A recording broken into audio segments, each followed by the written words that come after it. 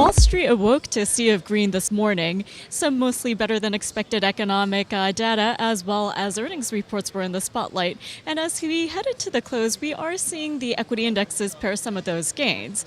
But we have been seeing headlines about market bubbles. So here to discuss this is Tim Anderson of TJM Investments. Good afternoon. Thanks for joining me. Hello. It's great to be here.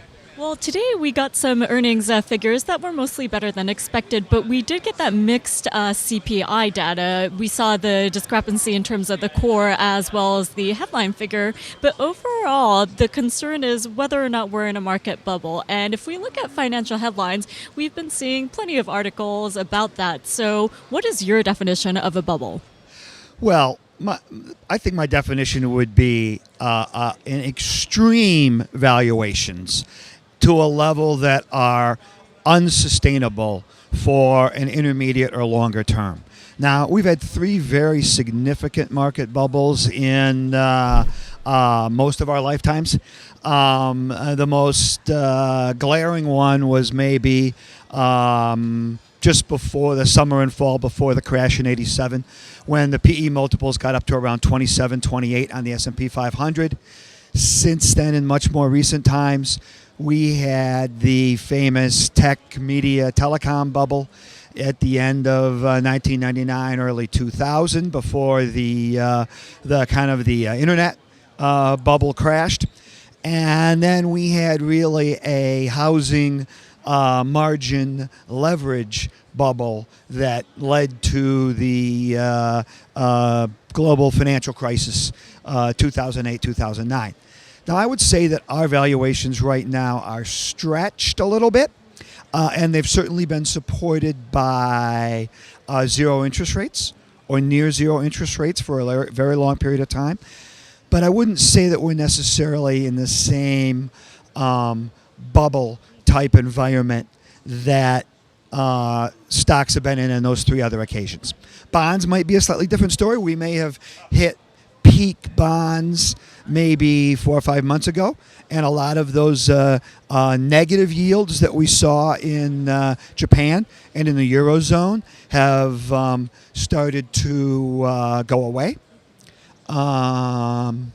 But for equity markets, I would say that there are some valuation issues, but we're not really in a total full-blown bubble. Well, Tim, hindsight is always 20/20, so it's Right. easier to be able to tell whether you were in a bubble or not sure after is. the fact. Now, you brought up interesting points there, especially regarding interest rates, the zero interest rate policy, negative interest rate policy. So that's what we're watching globally. But given that we have the elections in November and the Fed funds futures have not changed, what do you make of that? Well, we're pretty much looking at about a 65% probability that the Fed will hike rates in December. I don't really think that's anything the market should be terribly concerned about. I have a little bit of a contrary view that a period of gradual rate hikes could be stimulative because it will signal some steady improvement in the economy. And you have seen rates in the U.S. go up. The 10-year is holding 175. I would say that the next real hurdle would be maybe the 190 level. And you have seen quite a bit of selling, really, in a lot of high-yielding equity securities, particularly the utilities, have been pretty much a source of funds for the last month and a half. And even on the more the consumer staple stocks have also been weak. And both of those sectors had been very strong for the last 2.5 years. So last but not least, before we wrap it up, since we have less than 3 months until the end of this year, would you mention, and since you mentioned some of the risk events that we might have to face, would you say most of that is already baked in? Well, certainly everybody knows we've got an election in a few weeks. And so there's no real, secret there. There are a couple of different scenarios that could play out.